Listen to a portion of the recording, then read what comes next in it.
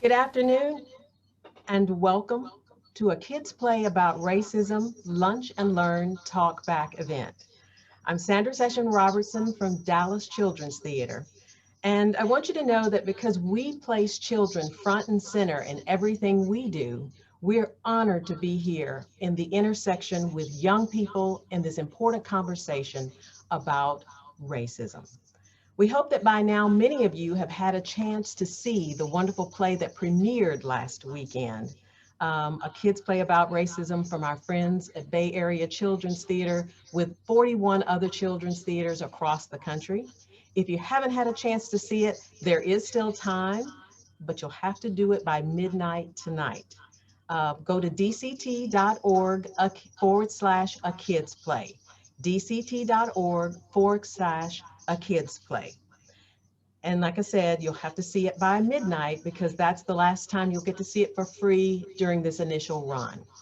Now, Dallas Children's Theater wishes to thank our wonderful partners, Capital One, as well as Texas Instruments, for making today happen. We are fortunate to have with us the author, the play adapter and show director, and a national cultural competence researcher with us today to continue the conversation that many of you have already told us you've been having thanks to the book and the play. Now, if you have questions during the course of the program, please feel free to put them in Q&A. We are going to get to as many as we can near the end of the program. We also want you to know that we are recording this and we'll make it available later on dct.org for you to look at later or pass on to friends you think might benefit from it. And now it is my pleasure to introduce Capital One's Diversity and Inclusion Project and Events Manager, Andrela Thomas. Thank, Andrela? thank you, Sandra. It's a pleasure to be here today. I'm so excited about this discussion and topic. I was telling the panelists when we met previously this earlier this week to talk about this event that my house is on fire with conversation about this play. I was able to watch it with my two children and two of their closest cousins, and we had a movie watching party, a theater watching party. But the discussion actually began about this topic before we watched the play, and the play really just elevated the discussion to the next level. And I heard stories from my children that I have never heard before about their experiences at school and with friends and just in public in general, and just their lives as growing up as young Black children. So it was interesting that this play sparked a discussion that me myself as a parent was a little bit hesitant to have, but I have been a little bit bold enough to have the conversation because my work in diversity and inclusion, but also because my passion for making sure my kids are educated on what's happening in the community. It is my pleasure to talk to the author of this incredible book. We actually watched the YouTube video because that is how I'm able to keep my kids' attention is through YouTube. So Jelani, I wanted to start with connecting with you on the amazing book that you wrote, a kid's book about racism. And I wanted to learn a little bit more about your journey to creating that book. I read a little bit of information about you, and one of the quotes that I love that you said, it gets easier the more you talk about it, but you have to start to be able to talk about it at all. So definitely give us some insight onto how you came to create this incredible book.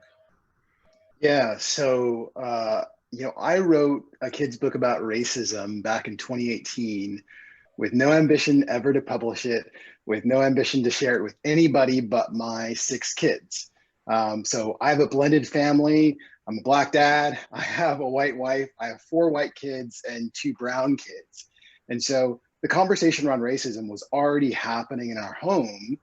And I wrote the book really for my son, who was just coming into the world at that time, to be able to help explain myself as he got older, as well as his own journey as a biracial kid.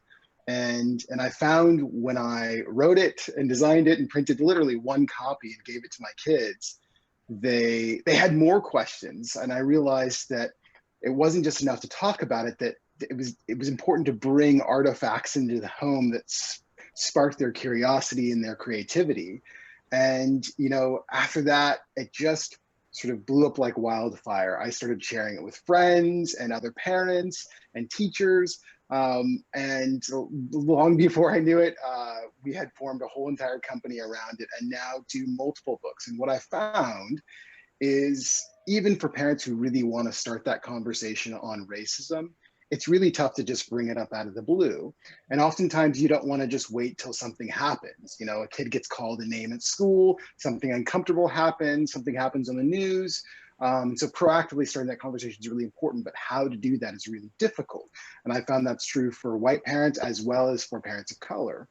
And so my book, along with many, many other books, I think are great tools to help spark and start that conversation and then keep it going from there. And I have heard literally now thousands of stories from parents all over the world who have gotten my book and started an amazing conversation, a meaningful, thoughtful conversation with their kid on racism and realized that it was them as the parent who was uncomfortable and afraid to start that conversation, not the kid. I love it. I think the timing of the discovery of this book for me was perfect, not only for my professional job, because so many parents at work, because we lead conversations that we're leading conversations about race now, something that we've never done before. They ask the question, like, how do I start this conversation? I love the point that you made about talking through like the importance of preparing not only Black parents for this conversation, but white parents for about this conversation. Tell me more about why you started to kind of pivot and share insight and information for all parents that are kind of involved in raising this next generation of children. Yeah, well, I think first and foremost, you know, if I go back to my own kids, it was helping them understand my experience, and that, you know, racism wasn't just a few words that you could say that would be really hurtful, that racism could happen by accident, that racism could happen in systemic ways, racism could happen inside somebody's own head, and start to make sense of some of my own experiences, even as I was unpacking them as an adult. I found that, again, for me as a Black parent, that conversation looks one way with my kids of color, and that looks another way with my white kids. And the more and more I showed my book to parents, for parents of color, they would go, oh, this is awesome. My kid's going to be seen. They're going to feel known. They're going to be able to make sense of some of their experiences. And for white parents, they're like, oh my gosh, like, I didn't think I'd ever talk to my kid about this because I don't know when it'd be appropriate. I don't know what to say. I don't know when to start. I was just hoping I'd never have to talk about it. But thank you so much for making this book. And, you know, I don't think it's an option not to talk about it. And I think that conversation, it fundamentally has to start early. And I don't think there's a too early, because kids start to learn these behaviors and habits really, really soon. And the reality is, if they have a parent, and this typically is white parents, to be honest, if they have a parent who goes, we don't talk about race in our home, kids learn that it's an untouchable subject. And then they become adults and realize they're not equipped to navigate anything around a conversation around race, or even their own ideas, beliefs, or biases around race. So starting that conversation, I think, is early is really fundamentally important. And our books are designed to take both kids and parents on that journey to learn about it, even if that's where parents are starting, is going, wow, I had no idea some of the ideas in this book, but thank you, now I can learn alongside my kid and grow up with them. Yeah, the word that comes to mind for me is courage. It's like you're teaching us as parents to have courage in these moments, and then you're teaching our kids to be courageous with telling their stories to their parents, because there is a fear of the reaction of their parents if they haven't had that conversation. So courage for me was really built up in my own home. My daughter is a woman of few words. I call her a woman because she's a woman in a 14-year-old's body. She doesn't say much, but the things that she said after watching this play and watching your book on YouTube, I was just kind of blown away by the courage she displayed when we had the conversation. So thank you. I want to thank you personally for the book. Oh, thank you. Thank you. And I think if I can just add on to that, you know, that courage, I think, really stems from when we give our kids permission to talk about these things. And something about my book, even with my own kids, gave them a new level of permission to talk about a really tough subject and other tough subjects as well. And I find kids, they have that courage. They just don't feel like they have the permission very often. And it's our job as grownups and adults to give them that permission that it's okay to talk about. Love that. I love the spin on the story too about your experience as a biracial child. I have a very close friend of mine who is biracial, and we have conversations about, the difficulty she had growing up. I would love to know more about like what made you really be courageous in telling that part of your story, because that's a part of the Black community that's not always talked about, but there's like two dimensions to your struggle. So you have struggle sometimes within our community and struggle sometimes within the white community, because you're not a perfect fit for either one of those. So tell me more about why that thing inspired you and was a part of your book. I know it's personal to you, definitely, but Yeah.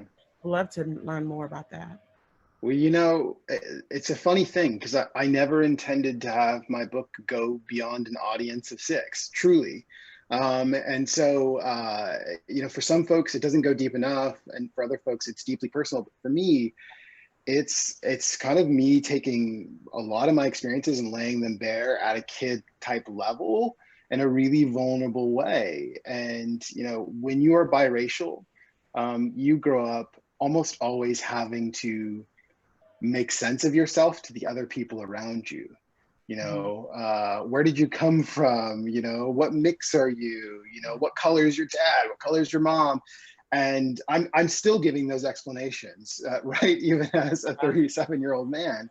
And it creates an exhaustion, truly, to have to do that all the time. And so my book came, I think, from a very personal place to go, you know what, I don't know everything there is to say about racism. I don't have an educational background in race relations or social justice, but I do know my story. And my story is sort of inextricably linked to this sort of life as a biracial kid.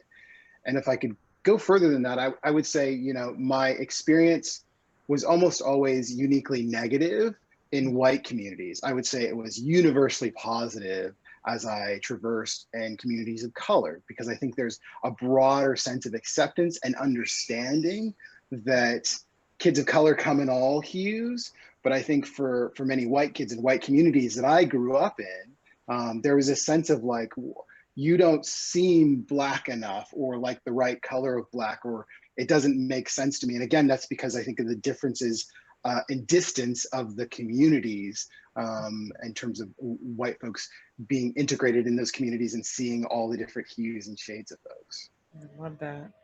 Khalia, I want to bring you into the conversation because this book kind of led us to this incredible production. My goodness. Some of the words and just expressions of the cast really struck a chord with me, because I've heard some of those words being put on myself, and so I would love to learn more about how did you come to create this powerful body of work? Hi, everyone. Yes, so I started the idea of creating this show based on Jelani's read aloud of his book, and just hearing the way he animated all of those words brought to life for me a theatrical storytelling version of it. And that is what kind of prompted the idea of creating it as a theater for young audience piece. And then from there, working with the idea of traditional narratives that kids themselves are going to be working under, which is having a main character going on a hero's journey so that they can relate that to the curriculum that they're learning, which a lot of TYA shows try to do as well. I was able to solidify a hero, which is Jelani, but I made him younger because it is a kid's play about racism. So I wanted a kid's perspective, utilizing Jelani Memory's words from his book, which is very accessible for young audiences. And then from there, built out this world of how does Jelani at a young age tackle the idea of racism, and then accept the response that he's naturally having as he's going on this journey, as opposed to what unfortunately happens a lot of time is kids feel the need to shut down or suppress any sort of emotional reaction that they may be having that could make other people around them uncomfortable. Love it. You are no stranger to the topic of inclusion and really speaking around like the topics of race with the body of work that you've created beyond this. I would love to know, while creating this, were there any surprises and things that really stood out to you as you started to build out this production on a kid's play about racism? Yes, this was the first time that I, as a director, was able to work with a full Black identifying cast. And I'm thrilled that we had this opportunity because it doesn't come all the time. And the thing that really surprised me was kind of what Jelani was alluding to earlier, is this acceptance of everybody's lived experience, because it is so varied and different. I mean, we have TV shows like Blackish and Grownish that try and show one side of things, and we have shows from the 90s coming back to Netflix right now, Moesha, Sister Sister. I'm just so thrilled about this because this is my childhood right now, that show another version of the lived Black experience. And so for me, I was really grateful at all of the surprises that I was learning in the process from my own artists. They were giving so much of themselves. Our lead actor, David Morales, is himself a poet, a spoken word artist, and a rap artist professionally. And he really brought a lot of his own lived experience as also a multiracial child, and how it spoke to him. So I learned so much about my fellow artists' experiences growing up as Black identifying people in their own communities versus how I grew up in mine. It was incredible just to see. I felt that he was Jelani in those moments. You know, I read up a lot about Jelani, but I felt like he was actually like I was watching a documentary on Jelani just through this play. Moments that really touched me and like my children were when the names were called, like Blackie, and just those like really strong like names were just placed on Jelani as he was kind of moving through this like racism bubble. Tell me how you created that and came up with just making that so real for youth and just anybody watching the play. What was your thought behind creating that scenery? I wanted to have a moment in the show that represented a part of Jelani Memory's book where the word racism is literally attacking, and in red lettering is attacking the Black lettering that's smaller. So that's the first image that kept coming to mind, is this idea of words being pushed down on a Black child.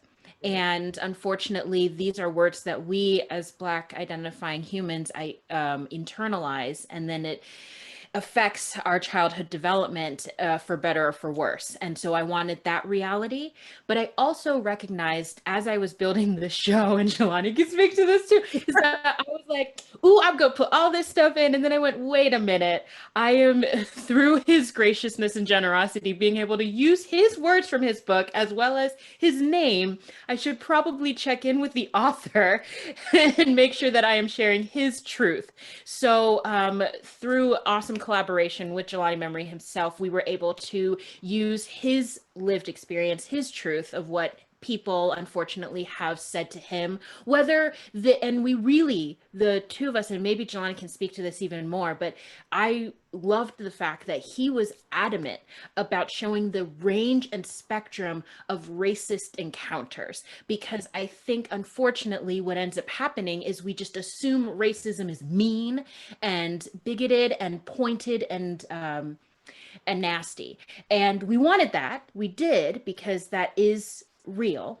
But at the same time, we wanted to show, especially those of us that have grown up in predominantly white neighborhoods and suburbia, that there is unfortunately those microaggressions, those unintentional racist moments. And we wanted to also include that as well for our universal audience. But Jelani, do you want to speak a little bit more about why it was important to share some of those truths? Yeah, I think you put it so well. The idea that that it's this narrow range of things that can happen, or narrow set of words that are expressions of racism, I think is antiquated and actually really harmful, because there's this whole other spectrum of biased points of view, language that's hurtful or microaggressive, and for people of color. And as I think about my own experience, it's painful, and it's painful. And I think you captured this actually in the play. that it often will come from close acquaintances, colleagues, friends, folks who know you well but don't understand that what they're doing hurts you, which is like a direct line from the play and from the book. And I've found, as I've watched my book and of course the play now go out into the world, and I've had folks who are close to me respond back to me, is sort of this sense of like, I didn't know, but now I know, and thank you, that helps. Or they'll reach out and say, hey, I'm now remembering a thing I said years ago. And I now understand that might have been hurtful. They're not even sure if it was hurtful, but they're willing to reach out and sort of touch into that. And I think that's really rather important. We have to sort of expand our view of what racism might be beyond what it was like in the 60s into what it's like in the 20s, right? And it's a lot more nuanced and subtle than I think we'd let ourselves believe. Thank you. Thank you to both of you for bringing forth this amazing message. Like it's timely. Like I said before, it's like right on time for not only my family, but the thousands of families that have viewed this play and have connected with your book. So I really appreciate you taking the time to tell not just your story, but our story. So it's a story of so many people. So thank you. I'm gonna transition the conversation, and you guys definitely, we would love to hear more from Jelani and Khalia, but we're going to bring in Khalia Carver. She's a D&I professional with TI, and she's going to share some insight and really bring forth Tony Peterson to talk to us about the D&I connection to all of this. Thanks so much, Andrela. I appreciate it. And good afternoon to everyone. My name is Khalia Carver, and I'm an HR business partner at Texas Instruments, where I've worked for over 20 years. And over my years with TI, I've actually seen TI's commitment to community partnerships like the one that we have with the Dallas Children's Theater. TI and the TI Foundation have supported Dallas Children's Theater for over 25 years, and our CFO, Raphael Lizardi, serves on the DCT board. Our employees, as well as retirees, volunteer for and enjoy attending DCT performances. So when we learned about this new play based on a children's book about racism that DCT was partnering to produce, we jumped at the chance to be a part of this wonderful effort. We believe that this play and the discussions that are taking place from the play are happening at a time when conversations like these are needed more than ever. Just like Andrela said, at our company too, I've been very encouraged and proud to see that conversations that really once were considered taboo and things you just didn't talk about in the workplace are now being encouraged and discussed more openly in the workplace. And I believe Jelani said it, but these are conversations that need to happen early and they need to happen often. So I'll tell you that we at TI are looking forward to joining this larger discussion around these important topics.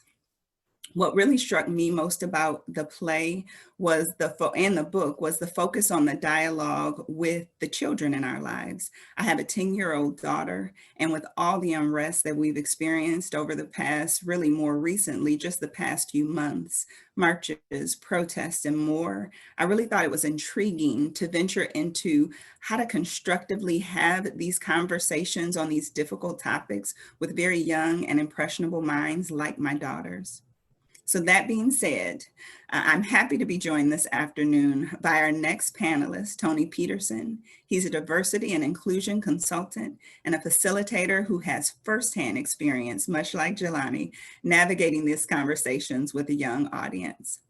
As Sandra mentioned at the beginning, if you have questions for Tony or any of our panelists during this conversation, we encourage you to post those in the chat boxes and we'll address as many as possible during our Q&A session. So welcome, Tony.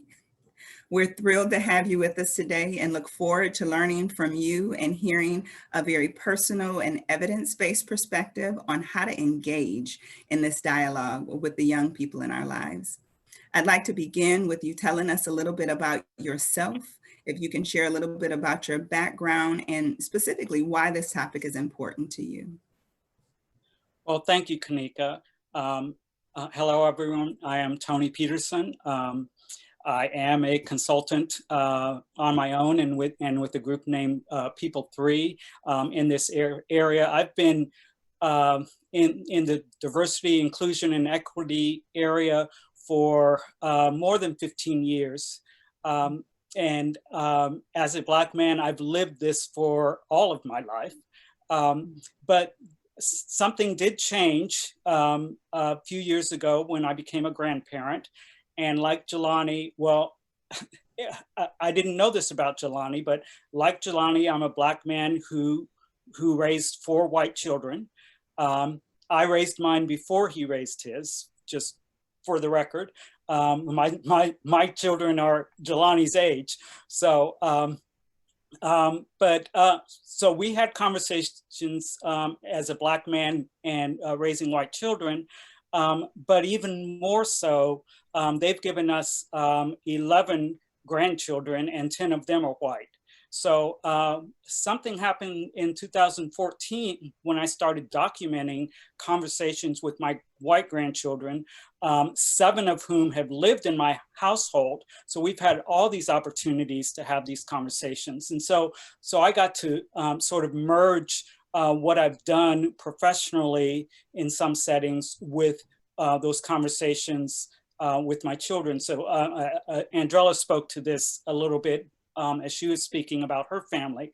But in 2014, not only did I record those conversations, but I had the opportunity to present a TED Talk, a TEDx talk right here in Nashville, outside Nashville actually, where I was able to tell folks about some of those conversations and what I've learned from my white grandchildren through the years. And they continue to give me some of that more and more knowledge as we have those conversations together.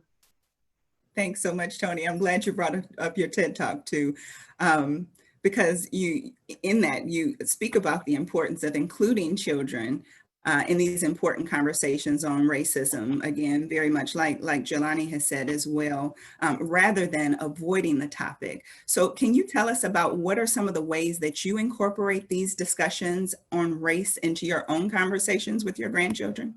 Well, it is very similar to what Jelani described. Dr. Jennifer Harvey has written a book called Raising White Kids. And what she talks about is race consciousness and race conscious parenting. And what she says, and this, you actually, Kanika, you kind of reference sort of her mantra, and it is to notice and name race early and often for children.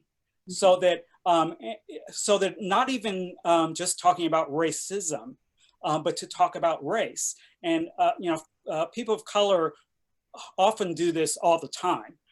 It's the way we speak. It's something that we do.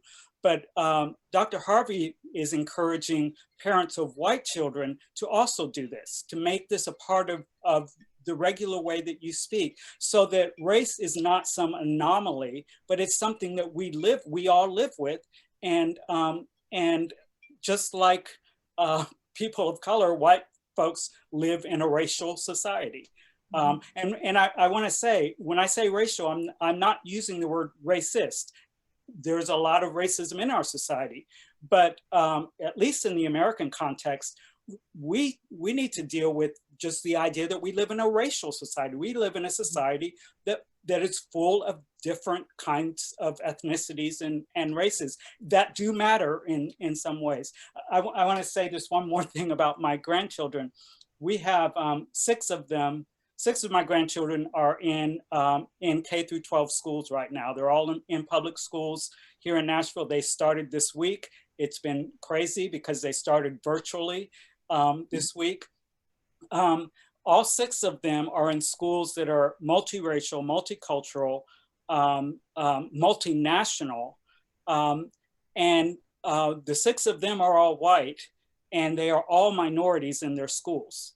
So they're already living in a society that we're all going to. These folks are going to grow up and they're going to be running our society. So it is great for parents to notice and name race for their children. I'm glad that you talk about that, because one of the questions, and again, you brought it up even in what you've just said, when is the right time to have the conversation, and is it ever too early to broach? Because you talked about the kids being in K through 6, which means they're pretty young, but I think that's another question. How do I bring it up, and when is the right time? Are they too young to face these types of discussions or to even understand the concepts?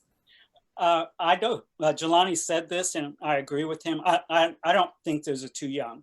One of the stories I tell is about Elliot when he was 4 years old, and he was brilliant and brilliantly talking about parts of the human body and the internal parts of the human body, and I tell that story. But what Elliot couldn't, and Elliot had learned that although my skin is brown, we're supposed to call it black.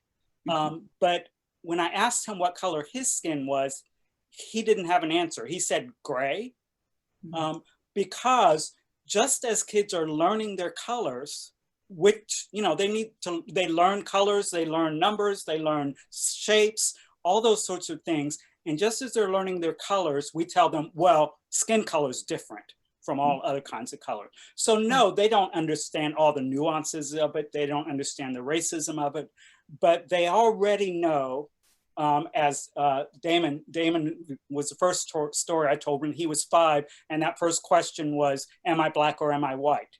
He knew that it mattered. Incidentally, Damon is 16, he's a sophomore, and he's still white.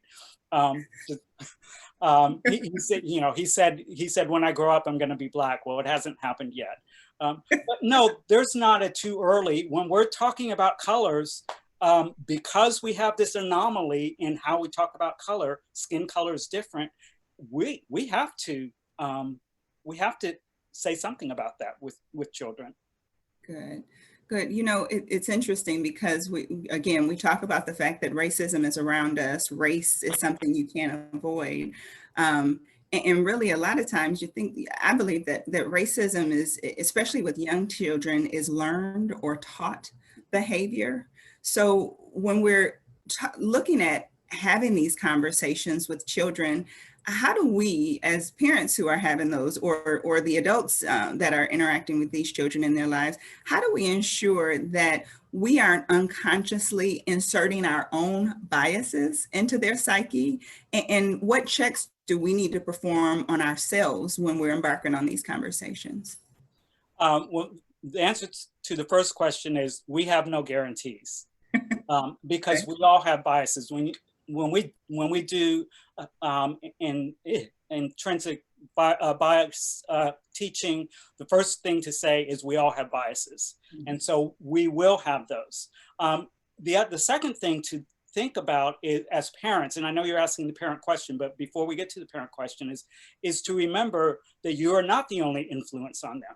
So they're getting their messages not only from what you as a parent are saying, but from media, from peers, from all these different places, and we know media more and more.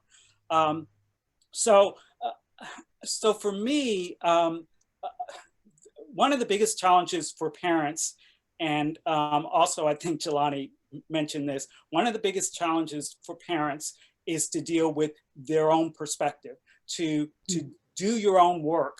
When you realize this is a very uncomfortable conversation for me, then do some research.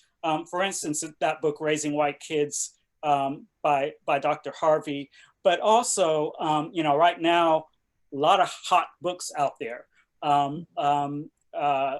Ibram X. Kendi's How to Be an Anti-Racist, and his stamp from the beginning. He has a new book that I just got this week called Anti-Racist Baby.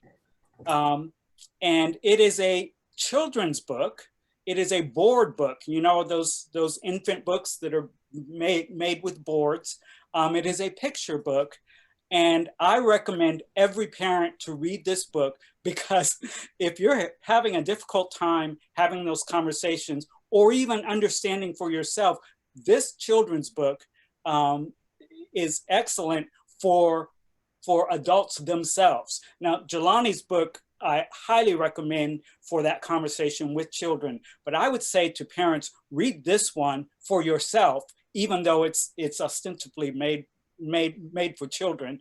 It outlines 9 steps that that folks can walk through in order to kind of check themselves, as you said. There are so many resources out there, and this is a time when a lot of people are taking part in those resources. And I would encourage any parent who wants to have those conversations, do your own work first. Pick up these books, do some study, and then be courageous, as Khalia said, and have those conversations. Yes. So in the play, A Kid's Book About Racism, Khalia brings the sentiment of Jelani's book to life. And they talked about that by representing his emotions as different characters. So in your own life, have you seen your grandchildren or others experience these same types of emotions around race and racism? I would say my children more than my grandchildren. Okay. Because my grandchildren are growing up in a different world than my children did. And so my children were growing up in very similar schools, but there was probably more of a white presence in their schools. And because they were growing up, you know, a generation earlier, families like ours were very unusual. And I asked them, and this is a tribute to my children, I asked them occasionally, what do people say when they find out you have a black father, a black stepfather? And I think they tried to protect me from the answers there, because none of them said, you know, anything difficult happened. But I know, like my oldest son, I know that he defended people of color in his school spaces. He saw teachers who were treating Black students differently than they were treating all other students. And he, as a white person, as a white student, defended those Black students. So I know about those sorts of things. The range of emotions that Khalia brought into Jelani's book, I think it's a broad range, and I think we live with all of that. And we don't necessarily live with it with heaviness every day, but we live on that spectrum with all of that throughout our lives. Yeah, I thought it was very interesting and just brilliant to kind of bring that, so you can see that these are all the different emotions and things that are in play in us at different times. You once said that children who are taught to be colorblind are blindsided. And that's an interesting concept because I talked about my daughter, and when I look at her and her friends, I know that they see that they have differences, but they really don't focus largely, specifically on color as being one of the primary differences. I shared with someone that I don't think she's ever described any of her friends by the color of their skin. It's always a scenario or something else. So what's the importance of encouraging children to see and embrace their differences? And what's the danger of them not seeing this? I'm going to answer backwards. The danger in them not seeing it is that we grow up in a society where certain people are not respected, certain people's identities are not respected, and we're actually reflecting something that is not real. The reality is we are a multicultural society. So when we pretend that we're not, then we're reflecting something that's not real. And there's a host of dangers in that way. Secondly, you know, there are folks who grow up in monocultural neighborhoods. But then as they get older, they move beyond that, and they don't know how to navigate these spaces. There's another book called Just White Kids by Margaret Hagerman. It's not called Just White Kids, it's called White Kids by Margaret Hagerman. And she talks about actually privileged, wealthy white kids who live in a community and have to navigate some interaction with Black folks. And there's a whole spectrum. She spent months in this community and interviewed these kids. And what she found is that they did not know how to interact with people who were not just like them. But that's where the world is. That's who we are. And to Jelani's point, and I think Andrela said the same thing, and I think Khalia also said the same thing. There's this whole idea about racism being just overt and violent, and for the most part obsolete. Well, we know it's not obsolete. We know now it's not obsolete. We also know that it's not just overt and violent. When Black folks are getting police called on them for being Black folks in public spaces, that's not overt and violent. It's everyday stuff. And so it's important for us as a society to recognize that diversity is here to stay, racial diversity is here to stay, and it's an asset to us. It is not a difficulty for us, it's an asset for us. Yeah. Thank you so much, Tony. I really appreciate your openness, your insights, and really sharing with us how to effectively engage in this important dialogue, not only with the children in our lives, but also as the adults that are having those conversations. I'd like to turn the conversation back over to Sandra, and she's going to actually facilitate our Q&A portion of the discussion. Thank you so much, Kanika. Thank you also, Tony. Want to bring back in Jelani and Khalia for the Q&A part. So as they are getting their computers set back up, Khalia, I'm going to start with you because we've had a couple of questions and they seem to tie in well to what Tony was talking about. The questions center around the challenges of creating a socially distanced play for a virtual audience, and a little bit about how you affect how the process affected you adapting this play. So let's start there, and then there's a follow-up. Sure. So as we all know, unfortunately, we have not been able to gather in physical spaces, specifically with theaters. And it has been hard because we all want to do that. I'm sure a lot of you out there are huge supporters of Dallas Children's Theater and you want that again.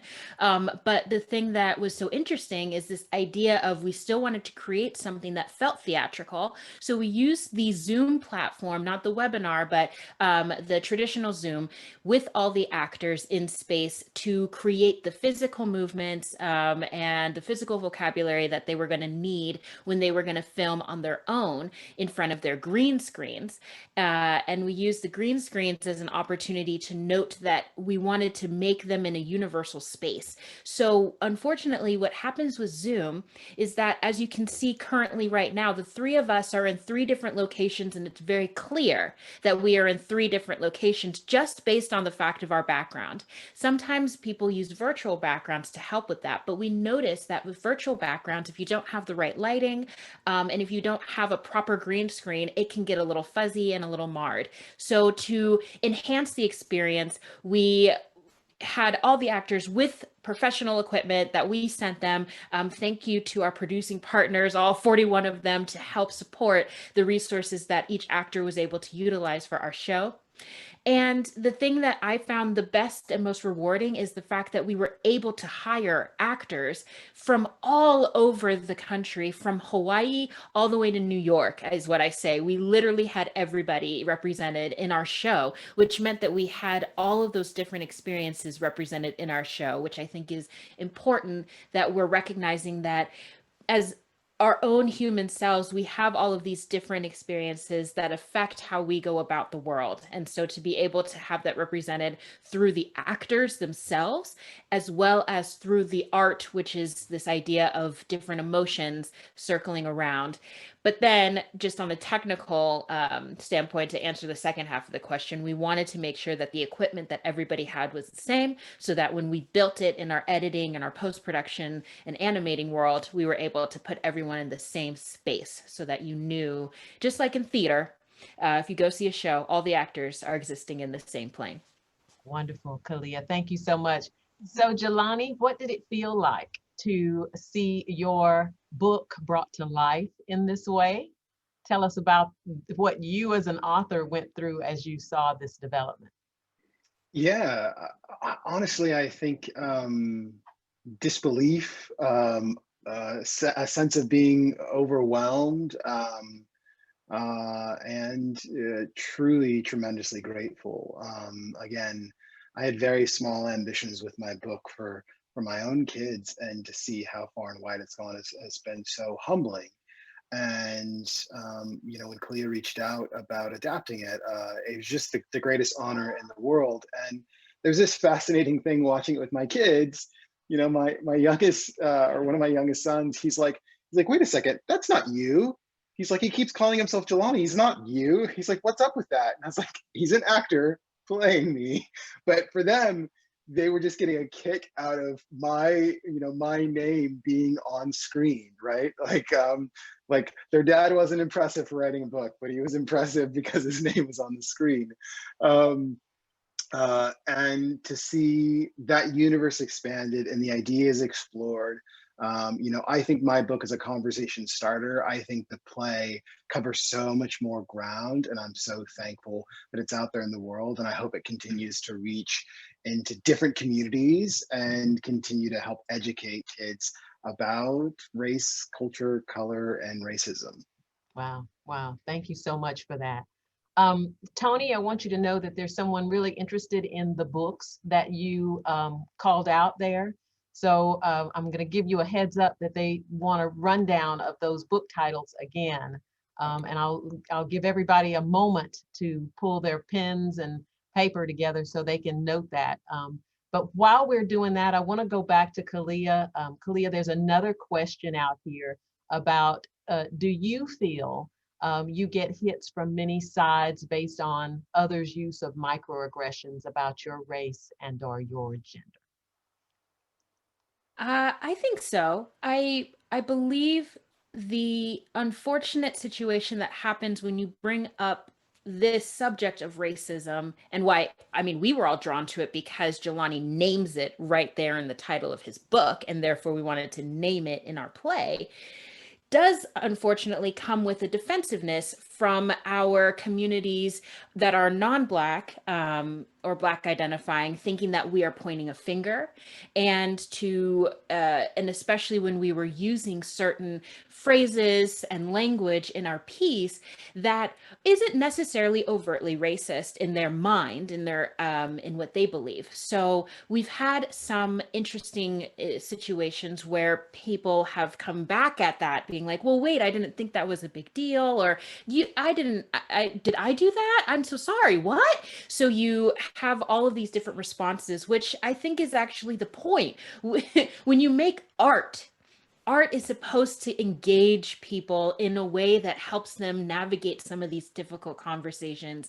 It's a conduit to exploring these themes even deeper and further. And as we all know, kids learn in all different types of ways. So we wanted to create an accessible palette for them to be able to pull from as they were figuring out how they are responding to this. But yeah, I was hit with a lot of different things. I know Jelani's been hit with a lot of different things when it comes to his book specifically, but I think that's important that we are having a response in general. People are responding to it. Thank you for that, Khalia. And Tony, as we get you to run down your books, would you talk to us about how we push through that? Because I think there is a desire to be non-offensive and want to yet ask the questions. How do we get past these uncomfortable moments when someone thinks there was something that wasn't intended. How do we work through that so that we get to a better place in terms of conversation around this subject?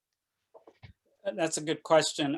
First, I want to sort of comment on Jelani's title of his book and my title for my talk, which is what I'm learning from my white grandchildren, Truths About Race. And I think we have the same reason for choosing the word, my word race and Jelani's word racism. Both meant to invite folks in. And so as Khalia is talking about, how do we have those, those initial conversations without sort of pushing people away? That's why I chose the word race rather than racism. But with this book, when we're talking about children, I think racism is the appropriate word to use, because it sort of forces you to say, talking about racism with children is okay. It's a valid sort of thing to do. But we talk a lot about, I do some coaching for individuals who have said or done something in the workplace that has gotten them in trouble. And so they have to go and have diversity training, coaching one-on-one. And we talk about both when you're on the receiving end of say, a comment, or if you've been told that you've said something or done something inappropriate. And in both cases, the first thing to do is stop and take a breath. But then the second thing is to if you're on the receiving end of a racist comment, for instance, it is appropriate to confront that. But you want to confront it in a way that behavior changes. You don't want to confront it in a way that puts a person further on the defensive. So you might not want to do it in the moment. You might want to find another time, pull someone aside and say, it's that whole idea of I statements. When you say such and such, this is what I hear, and to be gracious and to say, you might not have meant it that way, but I want you to know this is what I hear. Now, for that person, you then have an opportunity. The offending person, you have an opportunity to receive those statements or not to receive them. And of course, we want you to receive it. And in receiving it, probably the most significant change of mind is to go from whatever your intention was to what the impact was. In other words, you may not have intended to hurt someone. You might have thought it was a good joke. You might, there's a number of things that you might have thought. You might have thought it was totally innocuous comment.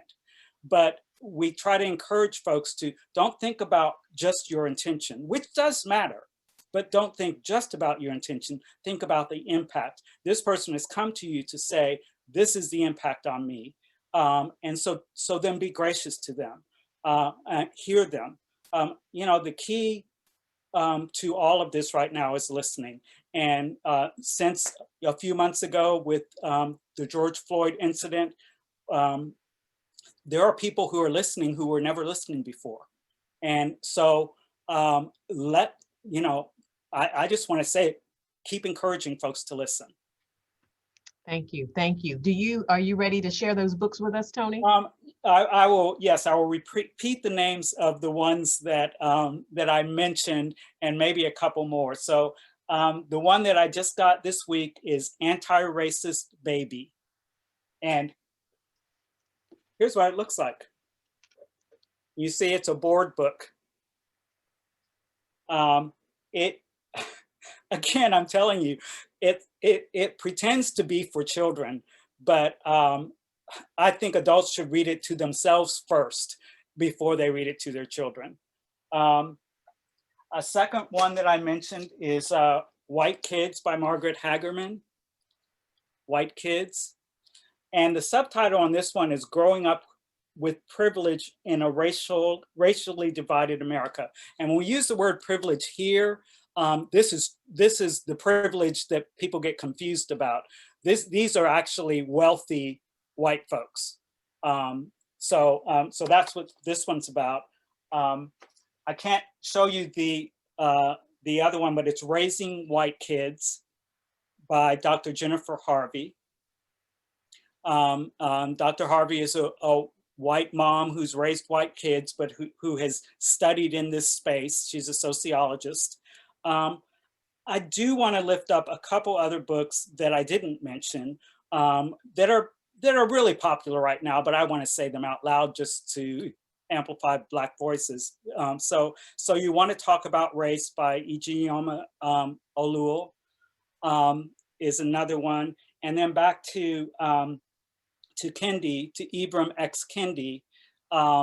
There's Stamped from the Beginning, which is a comprehensive, really big,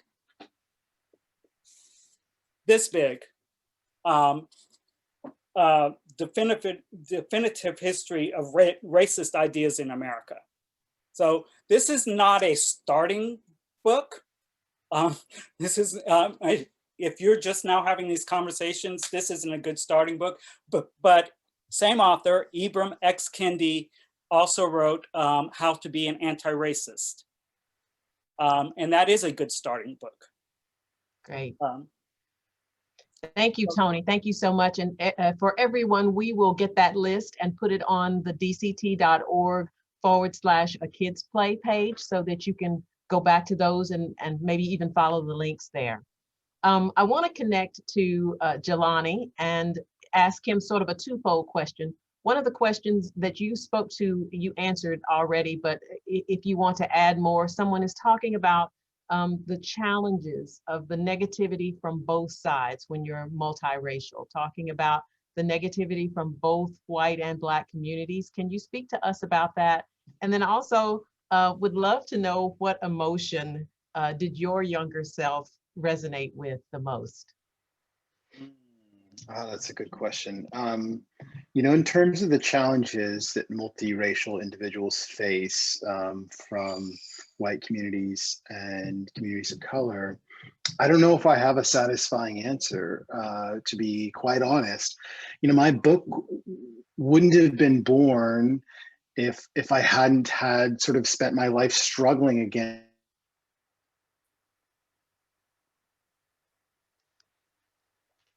Did we lose him? Did he? I guess he froze a little bit there. Oh, sorry about that. Okay, there you are. You're good. Go ahead. Yeah, that struggle for identity. So I don't know if there's a satisfying answer there, other than I hope that my book normalizes a story and the feelings, emotions, the experience of someone who's multiracial. And I think we deserve and we need more stories out there. And we also need to find ways to come together as a community of color and highlight those stories with each other and finds, I think, solidarity in that. And I found a wonderful community of folks, Black folks, but mostly multiracial folks who we understand each other, we get each other, and there's again that solidarity in our experiences. In terms of the emotion that I related with the most, I don't know, I sort of love them all. I thought they were all apropos of sort of my emotional journey growing up. Great. Last question for you, and then we'll wrap with Khalia, is how can you help the audience appreciate how books, and then for Khalia, theater can help this conversation as it relates particularly to young people?